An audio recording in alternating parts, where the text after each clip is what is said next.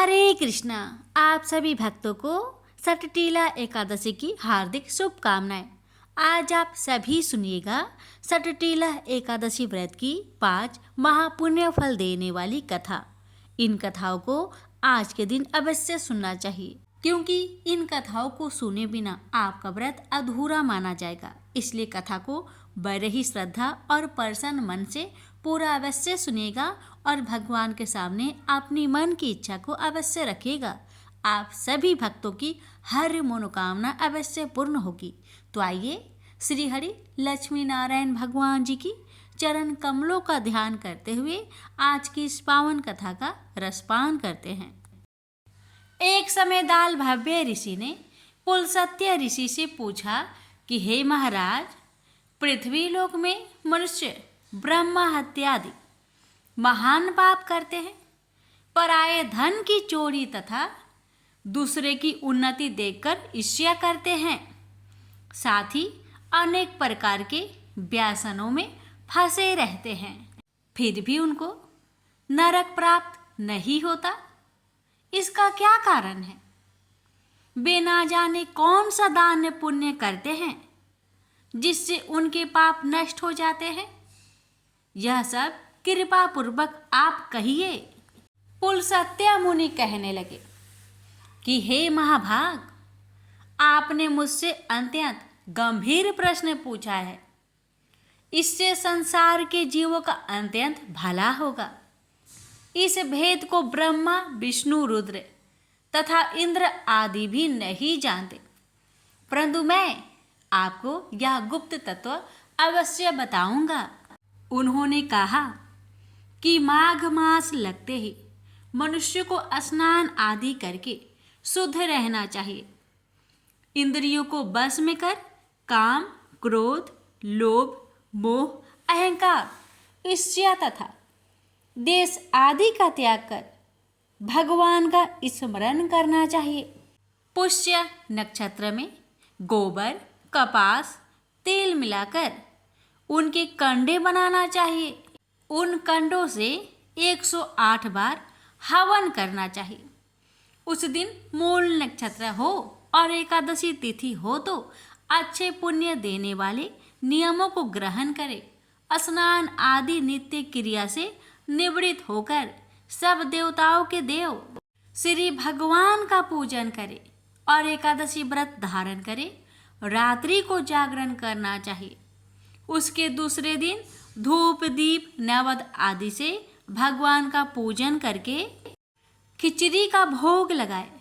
तत्पश्चात पेठा, नारियल, सीताफल या सुपारी का अर्घ्य देकर स्तुति करनी चाहिए।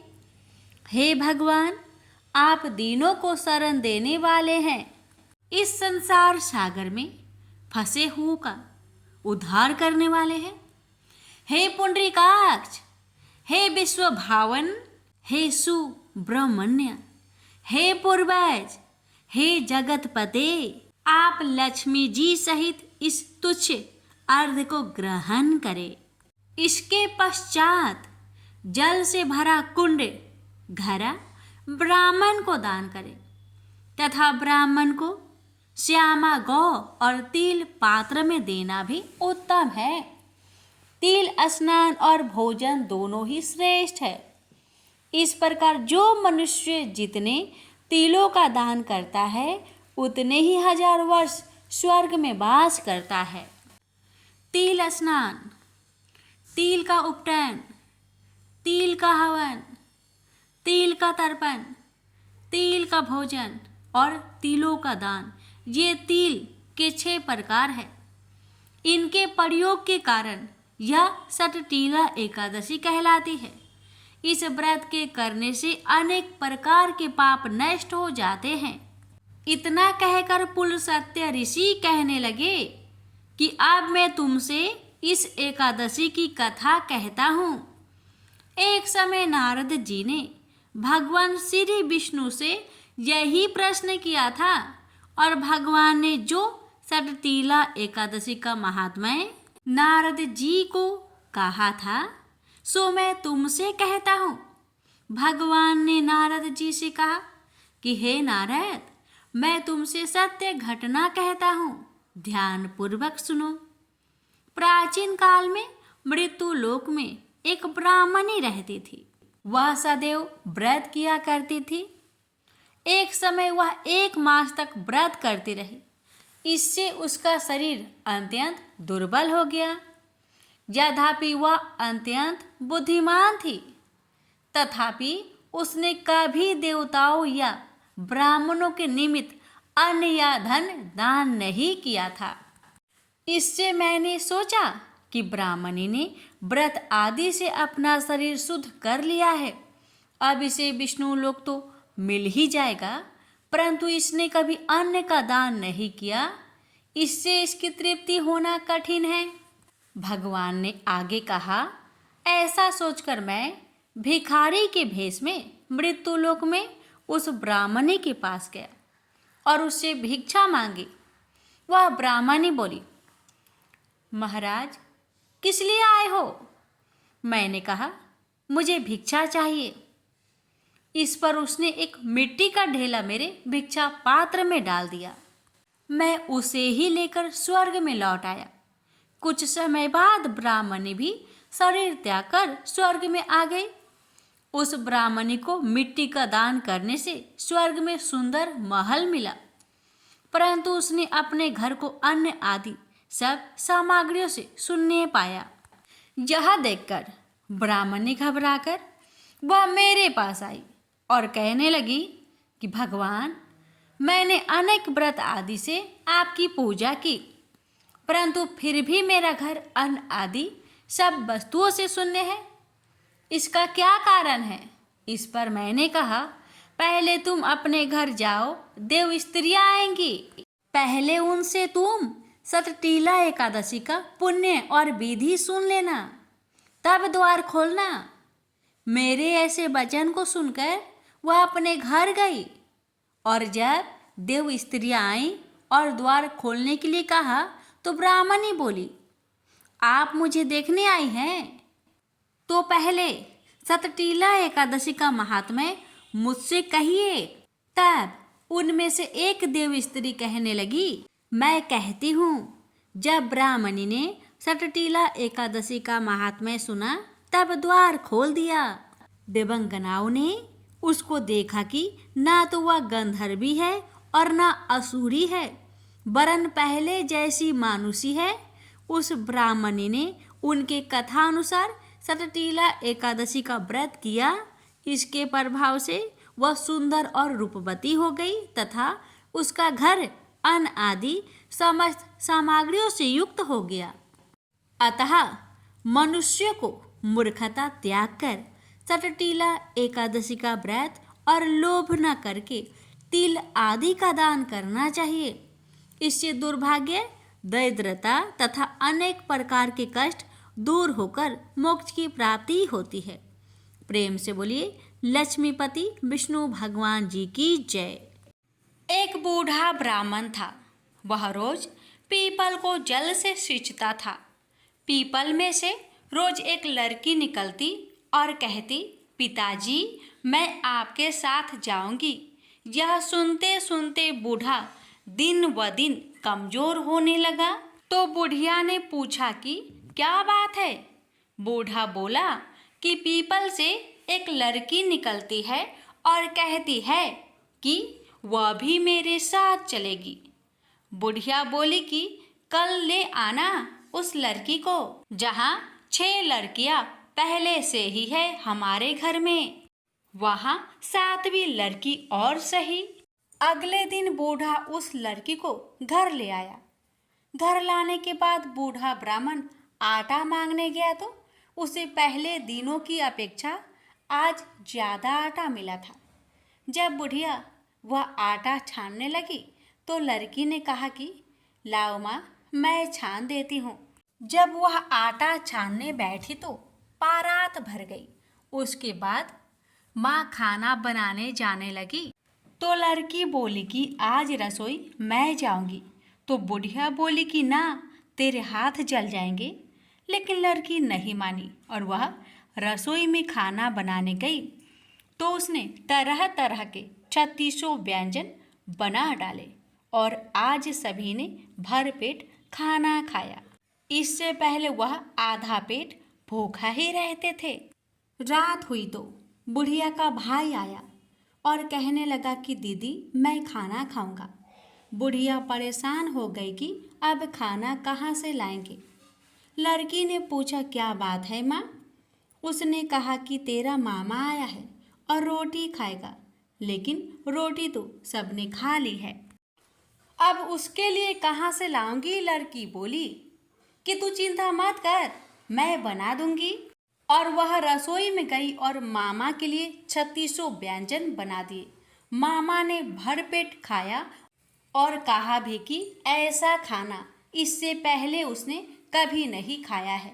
बुढ़िया ने कहा कि भाई तेरी पावनी भांजी है, उसी ने बनाया है। शाम हुई तो लड़की बोली कि माँ चौका लगा के चौके का दिया जला देना, कोठे में मैं सोऊंगी। बुढ़िया बोली कि ना बेटी तो डर जाएगी, लेकिन वह बोली कि ना मैं ना डरूंगी, मैं अंदर कोठे में ही सोऊंगी। वह कोठे में ही जाकर सो गई। आधी रात को लड़की उठी और चारों ओर आंख मारी तो धन ही धन हो गया। वह बाहर जाने लगी तो एक बूढ़ा ब्राह्मण सो रहा था। उसने देखा तो कहा कि बेटी तू कहाँ चली।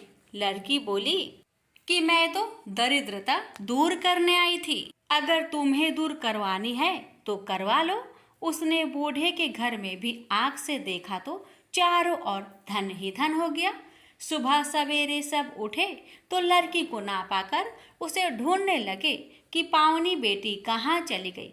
बूढ़ा ब्राह्मण बोला कि वह तो लक्ष्मी माता थी, जो तुम्हारे साथ मेरी दरिद्रता भी दूर कर गई। हे लक्ष्मी माता, जैसे आपने उनकी दरिद्रता दूर की, वैसे ही सबकी करना। अब सुनिए लक्ष्मी माता की कथा। भोला भक्त की एकादशी व्रत कथा। बहुत साल पहले की बात है। भोला भाला युवक था, आनंद। दिन भर कोई काम नहीं करता, बस खाता ही रहता और सोए रहता। घर वालों ने कहा चलो जाओ निकलो घर से, कोई काम धाम करते नहीं हो, बस पड़े रहते हो। वह घर से निकलकर यूं ही भटकते हुए एक आश्रम पहुंचा। वहां उसने देखा कि एक गुरुजी हैं। उनके शिष्य कोई काम नहीं करते, बस मंदिर की पूजा करते हैं। उसने मन में सोचा यह बढ़िया है, कोई काम धाम नहीं, बस पूजा ही तो करना है। गुरुजी के पास जाकर पूछा क्या मैं यहाँ रह सकता हूँ। गुरुजी बोले हाँ हाँ क्यों नहीं, लेकिन मैं कोई काम नहीं कर सकता हूँ। गुरुजी बोले कोई काम नहीं करना है, बस पूजा करना होगा।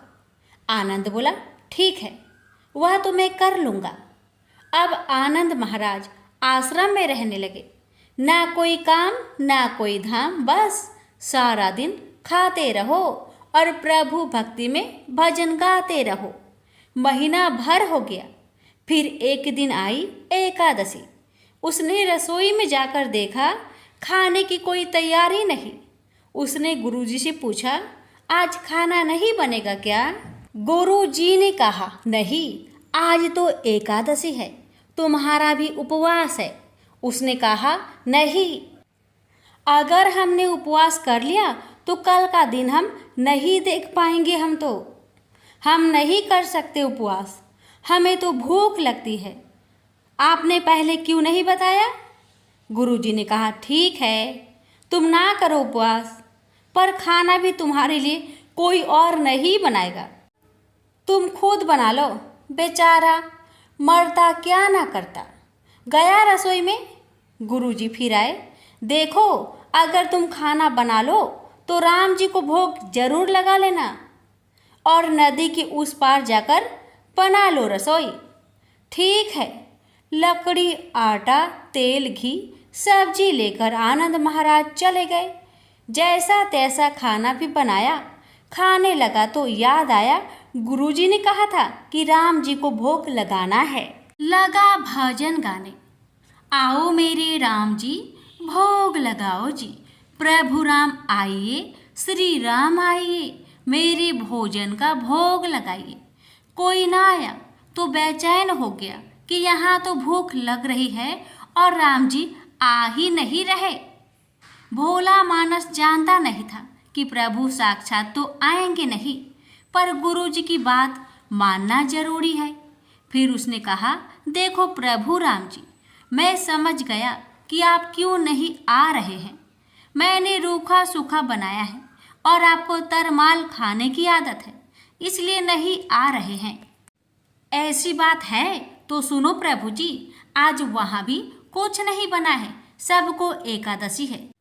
खाना हो तो यह भोग ही खा लो। श्री राम अपने भक्त की सरलता पर बड़े मुस्कुराए और माता सीता के साथ प्रकट हो गए। भक्त असमंजस में, गुरुजी ने तो कहा था कि राम जी आएंगे, पर यहाँ तो माता सीता भी आई है और मैंने तो भोजन बस 2 लोगों का बनाया है। चलो कोई बात नहीं, आज इन्हें ही खिला देते हैं। बोला, प्रभु मैं भूखा रह गया, लेकिन मुझे आप दोनों को देखकर बड़ा अच्छा लग रहा है। लेकिन अगली एकादशी पर ऐसा ना करना, पहले बता देना कि आप कितने जन आ रहे हो, और हाँ थोड़ा जल्दी आ जाना। राम जी उसकी बात पर बड़े मुंदित हुए, प्रसाद ग्रहण कर चले गए।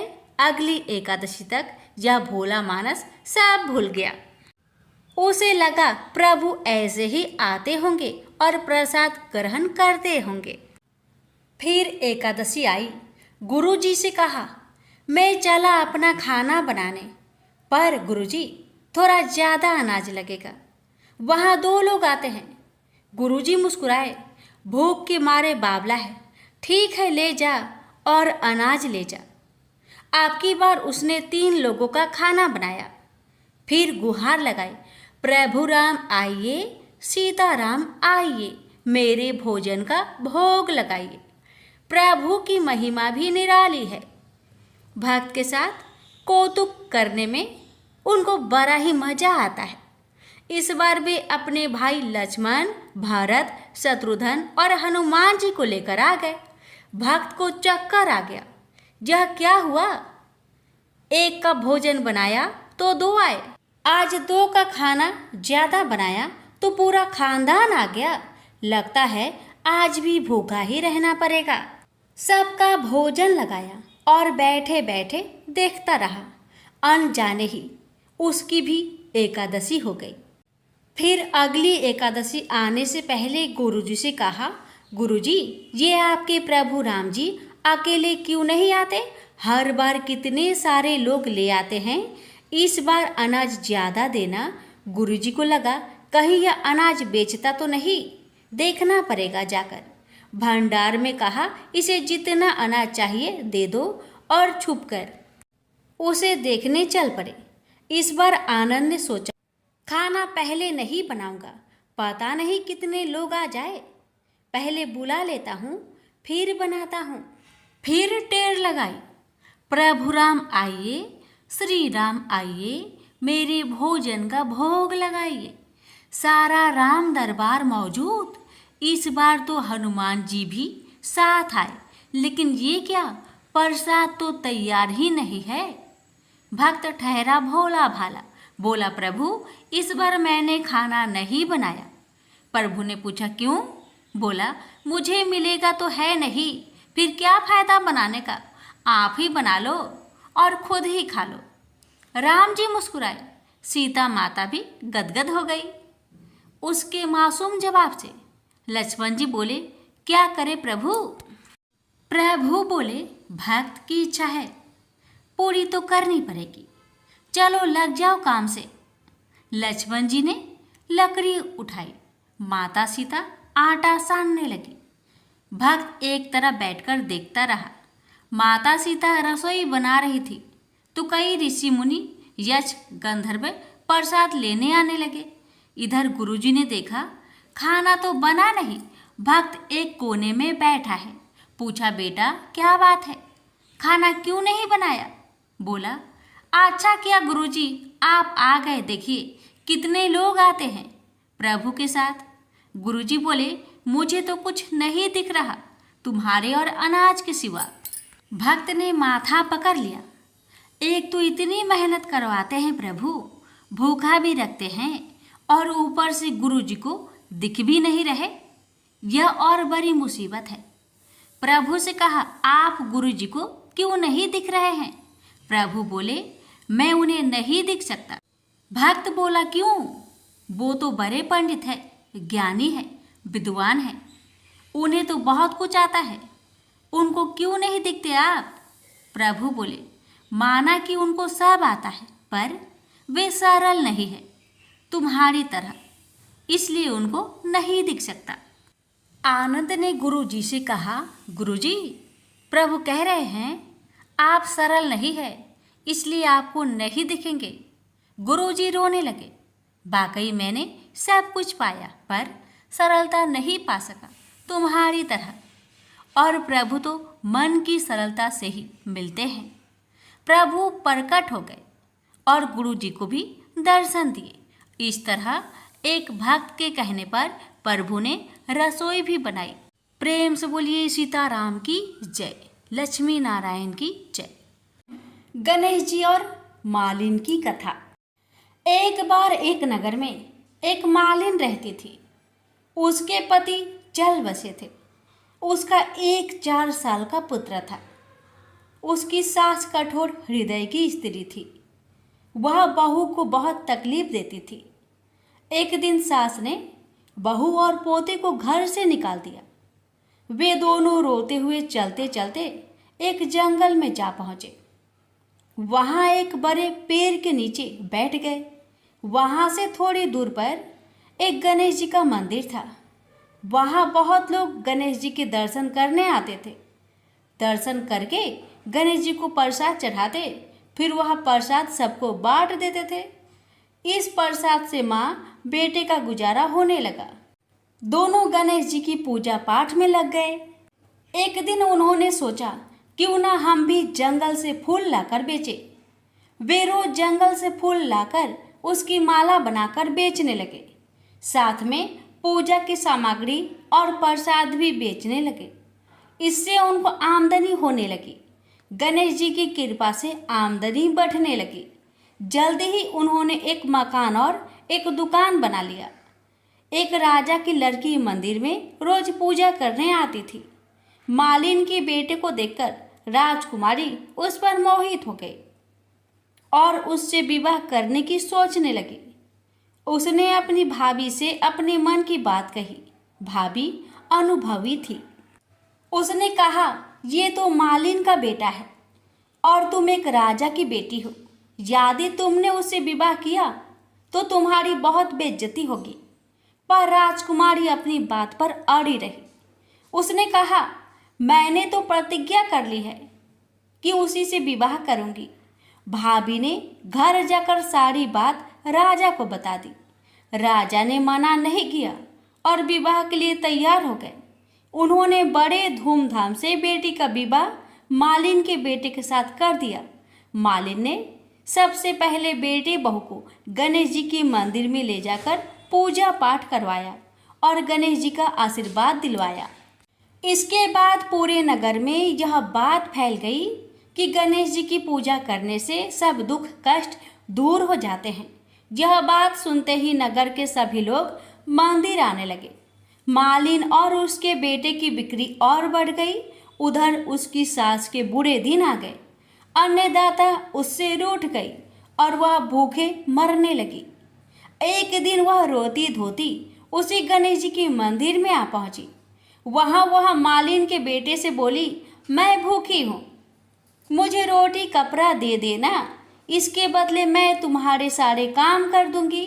लड़के को दया आ गई और उसे काम पर रख लिया। उसने अपनी दादी को नहीं पहचाना। जब मालिन घर आई तो उसने सास को पहचान लिया। वह सास से बोली, सासू जी आप यहाँ कैसे? सास ने पोते की तरफ इशारा करके कहा, मेरी इस सेठ के यहाँ नौकरी लग गई है। बहू बोली, यह आपका पोता है और यह घर भी आपका ही है, यह दुकान भी आपका ही है। जब आपने हमें घर से निकाला तब गणेश जी ने हमारी रक्षा की। बहू की बात सुनकर सास बोली, मेरी करनी मैंने भोग ली। बहू बोली, सासू जी अब आप हमारे यहाँ रहो और पोते का सुख देखो। हे गणेश जी महाराज, जैसा सुख आपने मालिन को दिया वैसा ही सुख सबको देना। प्रेम से बोलिए गणेश भगवान की जय। शनिवार व्रत कथा। शनिवार के दिन व्रत करने से शनि ग्रह का दोष समाप्त हो जाता है। भविष्य में आने वाले शनि के प्रकोप से भी बचा जा सकता है। शनि की साधे साथी और धैया से छुटकारा मिलता है और बिगड़ा काम पूरा होता है। इससे नौकरी और व्यापार में सफलता तो मिलती ही है, साथ ही साथ सुख समृद्धि, मान सम्मान और धन यश की भी प्राप्ति होती है। शनिवार के दिन व्रत रखने से घर में सुख और शांति रहती है।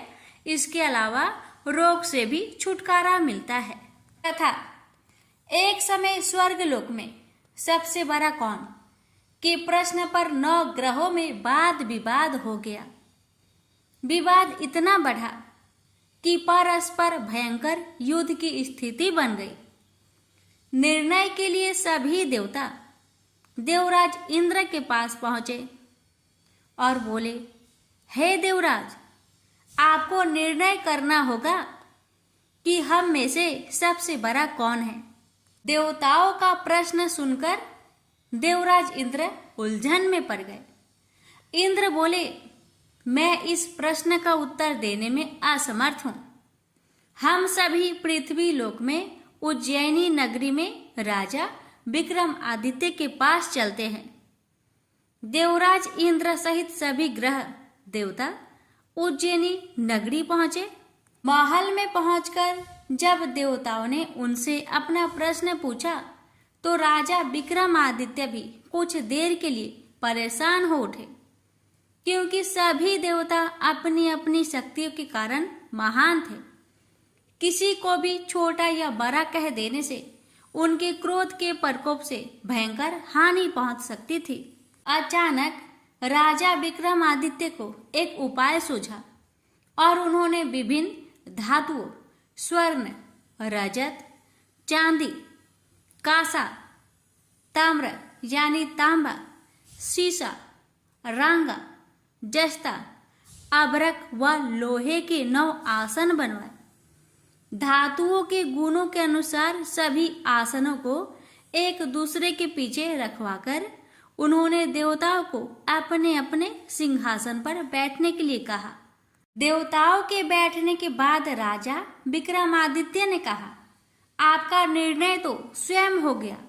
जो सबसे पहले सिंहासन पर विराजमान है वही सबसे बड़ा है। राजा विक्रमादित्य के निर्णय को सुनकर शनि देवता ने सबसे पीछे आसन पर बैठने के कारण अपने को छोटा जानकर क्रोधित होकर कहा, राजा विक्रमादित्य, तुमने मुझे सबसे पीछे बैठाकर मेरा अपमान किया है। तुम मेरी शक्तियों से परिचित नहीं हो। मैं तुम्हारा सर्वनाश कर दूंगा। शनि ने कहा, सूर्य एक राशि पर 1 महीने, चंद्रमा 2.25 दिन, मंगल 1.5 महीने, बुध और शुक्र 1 महीने, बृहस्पति 13 महीने रहते हैं, लेकिन मैं किसी राशि पर 7.5 वर्ष 7.5 तक रहता हूँ। बड़े बड़े देवताओं को मैंने अपने प्रकोप से पीड़ित किया है। राम को 7.5 के कारण ही वन में जाकर रहना पड़ा और रावण को 7.5 के कारण ही युद्ध में मृत्यु का शिकार बनना पड़ा। राजा, तू भी मेरे प्रकोप से नहीं बच सकेगा। इसके बाद अन्य ग्रहों के देवता तो प्रसन्नता के साथ चले गए, परंतु शनिदेव बड़े क्रोध के साथ वहां से विदा हुए। राजा विक्रमादित्य पहले की तरह ही न्याय करते रहे। अन्य राज्यों में सभी स्त्री पुरुष बहुत आनंद से जीवन यापन कर रहे थे। कुछ दिन ऐसे ही बीत गए। उधर शनि देवता अपने अपमान को भूले नहीं थे। विक्रम आदित्य से बदला लेने के लिए एक दिन शनिदेव ने घोड़े के व्यापारी का रूप धारण किया और बहुत से घोड़े के साथ उज्जैनी नगरी पहुंचे। राजा विक्रमादित्य ने राज्य में किसी घोड़े के व्यापारी की आने के समाचार सुना तो अपने अश्वपाल को कुछ घोड़े खरीदने के लिए भेजा। घोड़े बहुत कीमती थे। अश्वपाल ने जब वापस लौटकर इस संबंध में बताया तो राजा विक्रमादित्य ने स्वयं आकर एक सुंदर व शक्तिशाली घोड़े को पसंद किया। घोड़े की चाल देखने के लिए राजा उस घोड़े पर सवार हुए तो वह घोड़ा बिजली की गति से दौड़ पड़ा। तेजी से दौड़ता घोड़ा राजा को दूर एक जंगल में ले गया और फिर राजा को वहां गिराकर जंगल में कहीं गायब हो गया। राजा अपने नगर को लौटने के लिए जंगल में भटकने लगा, लेकिन उन्हें लौटने का कोई रास्ता नहीं मिला। राजा को भूख प्यास लगाई। बहुत घूमने पर उसे एक चरवाहा मिला। राजा ने उससे पानी मांगा। पानी पीकर राजा ने उस चरवाहे को अपनी अंगूठी दे दी। फिर उससे रास्ता पूछकर वह जंगल से निकलकर पास के नगर में पहुंचा। राजा ने एक सेठ की दुकान पर बैठकर कुछ देर आराम किया। उस सेठ ने राजा से बातचीत की तो राजा ने उसे बताया कि मैं उज्जैनी नगरी से आया हूँ। राजा के कुछ देर दुकान पर बैठने से सेठ जी की बहुत बिक्री हुई। सेठ ने राजा को बहुत भाग्यवान समझा और खुश होकर उसे अपने घर भोजन के लिए ले गया। सेठ के घर में सोने का एक हार खूंटी पर लटका हुआ था। राजा को उस कमरे में छोड़कर सेठ कुछ देर के लिए बाहर गया। तभी एक आश्चर्यजनक घटना घटी। राजा के देखते देखते सोने के उस हार को खूंटी निकल गई। सेठ ने कमरे में लौटकर हार को गायब देखा तो चोरी का संदेह राजा पर ही किया, क्योंकि उस कमरे में राजा ही अकेला बैठा था। सेठ ने अपने नौकरों से कहा कि इस परदेशी को रस्सियों से बांधकर नगर के राजा के पास ले चलो। राजा ने विक्रमादित्य से हार के बारे में पूछा तो उसने बताया कि उसके देखते ही देखते खूंटी ने हार को निगल लिया था। इस पर राजा ने क्रोधित होकर चोरी करने के अपराध में विक्रमादित्य के हाथ पांव कटवाने का आदेश दे दिया। राजा विक्रमादित्य के हाथ पांव काटकर उसे नगर के सड़क पर छोड़ दिया गया। कुछ दिन बाद एक तेली उसे उठाकर अपने घर ले गया और उसे अपने कोल्हू पर बैठा दिया। राजा आवाज देकर बैलों को हाँकता रहता। इस तरह तेली का बैल चलता रहा और राजा को भोजन मिलता रहा। शनि के प्रकोप की 7.5 पूरी होने पर वर्षा ऋतु आरंभ हुई। राजा विक्रमादित्य एक रात मेघ मल्हार गा रहा था कि तभी नगर के राजा की लड़की राजकुमारी मोहिनी रथ पर सवार उस तेली के घर के पास से गुजरी। उसने मेघ मल्हार सुना तो उसे बहुत अच्छा लगा और दासी को भेजकर गाने वाले को बुला लाने को कहा। दासी ने लौटकर राजकुमारी को अपंग राजा के बारे में सब कुछ बता दिया। राजकुमारी उसके मेघ मल्हार से बहुत मोहित हुई, अतः उसने सब कुछ जानकर भी अपंग राजा से विवाह करने का निश्चय कर लिया। राजकुमारी ने अपने माता पिता से जब यह बात कही तो वे हैरान रह गए। रानी ने मोहिनी को समझाया, बेटी तेरे भाग्य में तो किसी राजा की रानी होना लिखा है, फिर तू उस अपंग से विवाह करके अपने पांव पर कुल्हाड़ी क्यों मार रही है। राजकुमारी ने अपनी जिद नहीं छोड़ी। अपनी जिद पूरी करने के लिए उसने भोजन करना छोड़ दिया और प्राण त्याग देने का निश्चय कर लिया। आखिर राजा रानी को विवश होकर अपंग विक्रमादित्य से राजकुमारी का विवाह करना पड़ा। विवाह के बाद राजा विक्रमादित्य और राजकुमारी तेली के घर में रहने लगे। उस रात स्वप्न में शनिदेव ने राजा से कहा, राजा तुमने मेरा प्रकोप देख लिया। मैंने तुम्हें अपने अपमान का दंड दिया है। राजा ने शनिदेव से क्षमा करने को कहा और प्रार्थना की, हे शनिदेव, आपने जितना दुख मुझे दिया है अन्य किसी को न देना। शनिदेव ने कुछ सोचकर कहा, राजा, मैं तुम्हारी प्रार्थना स्वीकार करता हूँ। जो कोई स्त्री पुरुष मेरी पूजा करेगा, शनिवार को व्रत करके मेरी व्रत कथा सुनेगा, उस पर मेरी अनुकंपा बनी रहेगी। प्रातःकाल राजा विक्रमादित्य की नींद खुली तो अपने हाथ पांव देखकर राजा को बहुत खुशी हुई। उसने मन ही मन शनिदेव को प्रणाम किया। राजकुमारी भी राजा के हाथ पांव सही सलामत देखकर आश्चर्य में डूब गई। राजा विक्रमादित्य ने अपना परिचय देते हुए शनिदेव के प्रकोप की सारी कहानी सुनाई।